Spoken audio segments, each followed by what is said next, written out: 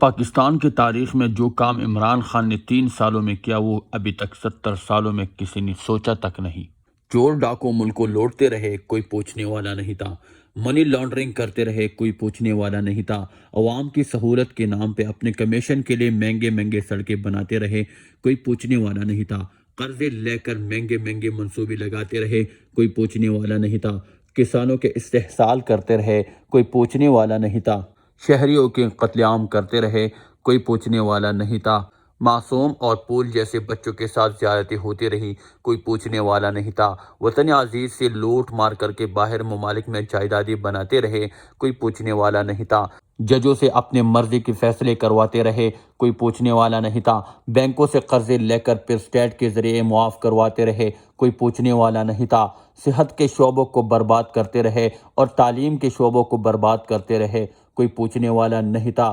Police سمیت ہر ادارے کو ماتحت کر کے اپنے مرضی کی FIR کٹواتے رہے، کوئی پوچھنے والا نہیں تھا۔ غریب کے لیے الگ قانون، امیر کے لیے الگ قانون، کوئی پوچھنے والا نہیں تھا۔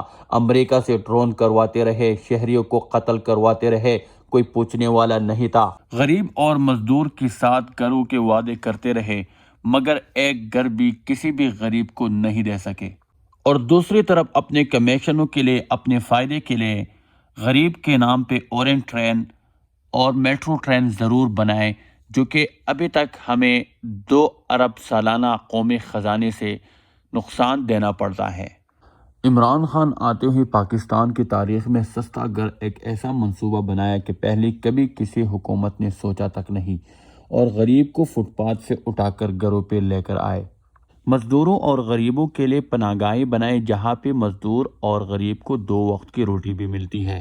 اور جو بینکس ہمیشہ حکمرانوں کو اور ان کے کہنے پہ اثر رسوخ والے لوگوں کو قرضے دیتے رہے اور پھر وہ اسٹیٹ کے تھرو یہ قرضے معاف کرتے رہے، تو ان بینکوں کو عمران خان نے گھٹنے ٹیکنے پر مجبور کر کے غریبوں کو قرضے دلوائے آسان اقساط پر، تاکہ غریب اپنا گھر بنا سکے، جو کہ 70 سال میں کسی نے سوچا تک بھی نہیں۔ ابھی تک غریب کے نام پر ووٹ لے کر کوئی ایسا ہسپتال نہ بنا سکے جو اپنا ہی علاج خود کروا سکے۔ امیر اور سرمایہ دار پیسے دے کر بڑے بڑے ہسپتالوں میں علاج کرتے رہے، مگر غریب ہمیشہ پیسے نہ ہونے کی وجہ سے سرکاری ہسپتالوں میں پستے رہے اور مار کھاتے رہے، کوئی پوچھنے والا نہیں تھا۔ مگر عمران خان آتے ہوئے صحت کارڈ 10-10 لاکھ کا اسٹیٹ کی طرف سے ہر شہری کے لیے انشورنس کارڈ کا اعلان کر کے غریب اور مالدار کا فرق ہی مٹا دیا، جس پہ غریب اور مالدار کوئی بھی جس ہسپتال میں چاہے بالکل فری علاج کروا سکتے ہیں، جو کہ امریکہ سمیت بڑے بڑے ممالک میں بھی نہیں ہے۔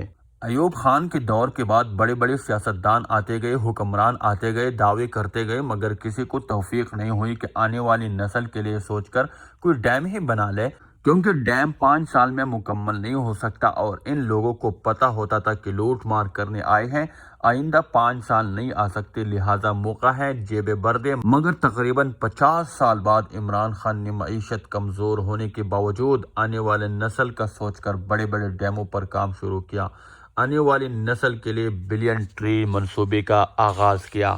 حالانکہ یہ وہ پروجیکٹس ہے کہ عمران خان کے 5 سال میں پورے نہیں ہو سکتے، مگر عمران خان اپنے حکومت کے بارے میں نہیں سوچ رہا بلکہ آنے والی نسل کے بارے میں سوچ رہا۔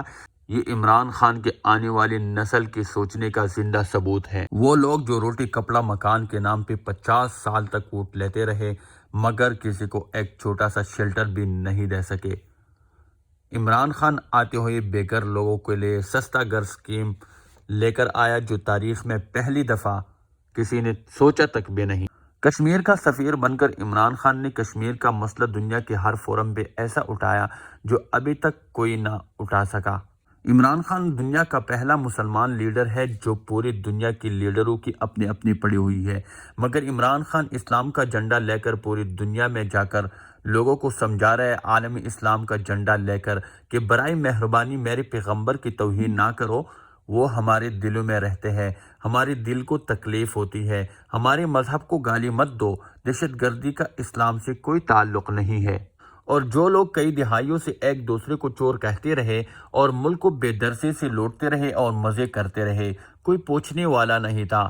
عمران خان آتے ہوئے مشکلات کے باوجود، اپوزیشن کے پریشر کے باوجود احتساب کا عمل شروع کر کے بڑے بڑے چوروں اور ڈاکوں کو تاریخ میں پہلی دفعہ جیلوں میں ڈال دیا، اور اس کے ساتھ ساتھ جھوٹی خبر پر پابندی لگا کر لفافہ خور صحافیوں کو ان کے اوقات دلا دی۔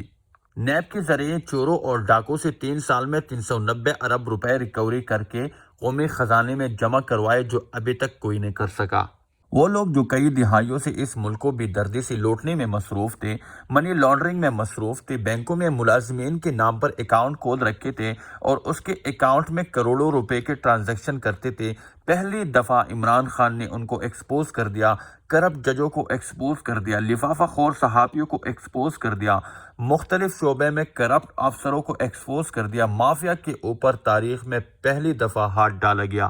تقریباً پچھلے 10 سال میں اپنے کاروبار اتنے بڑے کہ 600% اثاثوں میں اضافہ ہوا، اور پاکستان کے اداروں کا یہ حال کر دیا کہ PIA کو لینے والوں کے لیے سٹیل مل فری میں دینے کے آفر کر ڈالی، مگر اتنے میں عمران خان کی انٹری ہوئی، اور جس سٹیل میل کو یہ فری میں دے رہے تھے، اس سٹیل میل میں 7 سال سے ملازمین کی تنخواہی باقی تھی۔ ملازمین کو وہ تنخواہی دیکھ کر سٹیل میل کو باقاعدہ طور پر آپریشنل کر دیا اور PIA کو خسارے سے نکال دیا۔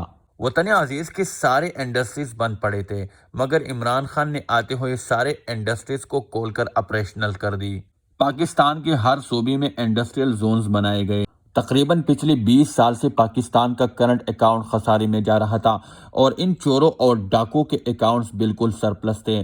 عمران خان نے آتے ہوئے سب چوروں اور ڈاکوں کے اکاؤنٹس کو بریک لگوا دی اور پاکستان کے کرنٹ اکاؤنٹ خسارے کو سرپلس میں تبدیل کرنے کے لیے دن رات محنت کر کے پاکستان کا کرنٹ اکاؤنٹ سرپلس میں تبدیل کر دیا۔ تقریباً پچھلے 10 سالوں میں، یعنی پیپل پارٹی اور نون لیگ کے دور میں، ایکسپورٹ بالکل نہ ہونے کے برابر، جس کی وجہ سے ہماری اکانومی بالکل نیچے چلی گئی تھی، مگر اب عمران خان کے دور میں 3 سال میں تاریخ کی بلند ترین سطح پر ہے۔ اور اگر فارن ریزرو کی بات کی جائے تو 2018 میں نون لیگ کی دور حکومت ختم ہونے سے پہلے ووٹ بینک بڑھانے کے لیے فارن ریزرو ختم کیے گئے تاکہ ہمیں ووٹ ملے، اور اگر نہ ملے، کوئی اور حکومت آ جائے، کم از کم اس کو مشکلات کا سامنا ہو، ہمارے بغیر نہ چل سکے۔ مگر اس کے باوجود عمران خان کی دور حکومت میں فارن ریزرو 18 سے 20 ارب تک اسٹیٹ بینک میں ابھی بھی موجود ہے۔ عمران خان کی دور حکومت میں فارن ریمیٹنسز ملک کی تاریخ میں بلند ترین سطح پر ہے۔ وطن عزیز پر چور ڈاکو کئی دہائیوں سے قابض تھے، ہمارے پیارے پاکستان کو لوٹتے رہے، کوئی پوچھنے والا نہیں تھا۔ ملک کے ادارے اور بیوروکریٹس کو حکمرانوں نے غلام بنا کر اپنے ماتحت رکھے تھے، اور جو عمران خان آتے ہوئے اداروں کو آزاد کر کے بڑے بڑے چوروں پر ہاتھ ڈالنا شروع کر دی۔